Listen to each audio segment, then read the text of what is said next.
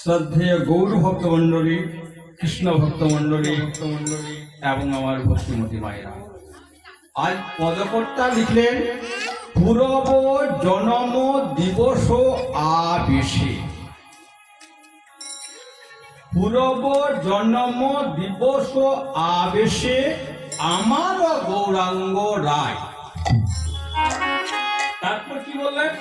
নিজ গণ লইয়া হর্ষিত হইয়া নন্দ মহোৎসব গায়।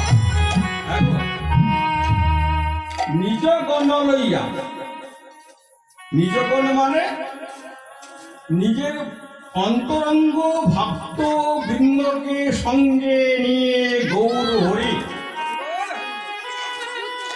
নন্দ মহোৎসব গায়। আজ ভগবান শ্রীকৃষ্ণের জন্মলীলা কথা স্মরণ করে গৌর হরি আমার নন্দ মহোৎসব গায়। তাহলে নিজের কথা, নিজের ভাব স্মরণ করেছে। নিজের ভাবকে কে স্মরণ করেছেন? গৌর হরি। কিন্তু এই গৌর হরি কে?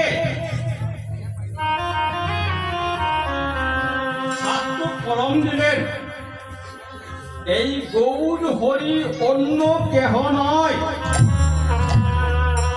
তিনি হলেন নন্দসুত বলি যারে ভাগবতে গায়, সেই কৃষ্ণ অবতীর্ণ চৈতন্য গোসাই।